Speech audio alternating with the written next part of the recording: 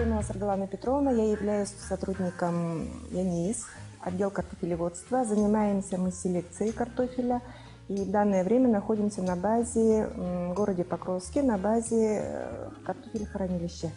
И сейчас я немножко расскажу вам про наши сорта.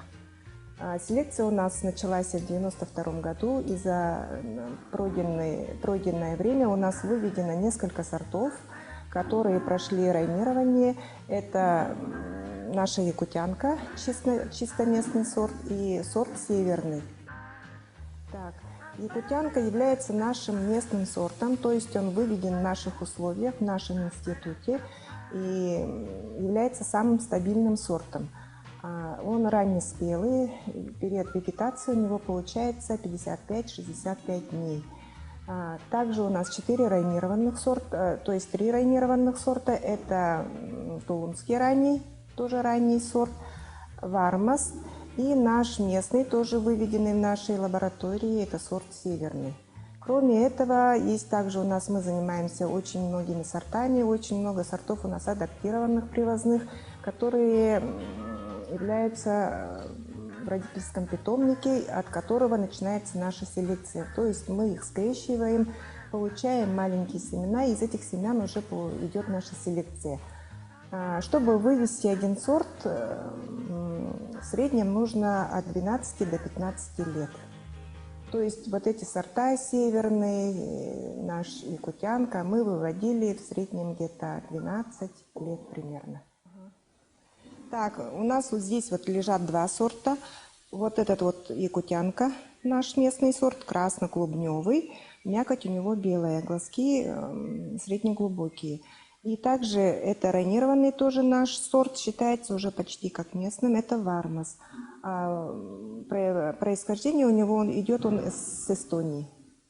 Но так как он у нас очень давно, уже считается почти как местным. Тоже очень стабильный. Эти 2 сорта очень стабильные сорта. Стабильными сортами считаются те сорта, которые, несмотря каждый год, несмотря на погодные условия, засуха это или холодное лето, они стабильно дают урожай. По вкусовым качествам наши 2 сорта, которые вот здесь вот представлены, они являются по вкусовым отличные, можно сказать, но так как у них мякоть более мягкая, оно не салатные. И крахмал у них будет побольше, чем в этих наших привозных сортах. 12-15%.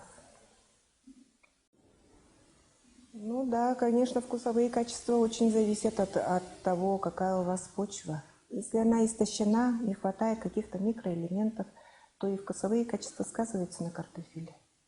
Оно может очень быстро, если при варке, очень быстро начать темнеть. Это тоже идет нехватка каких-то микроэлементов. Но также это может быть сортовая особенность. Если очень большой процент крахмала, то, естественно, после варки картофель будет тоже темнеть. Ну и также это может быть не только, что это крахмал, это может быть и вырождение. Поэтому мы, например, рекомендуем вообще вот частному сектору в течение 7 лет, это один сорт, он идет в течение 7 лет. После 7 лет надо обязательно менять семенной материал. Идет накопление болезней, и потом все-таки и почва тоже истощается. Естественно, это будет на вкусовых качествах сказываться.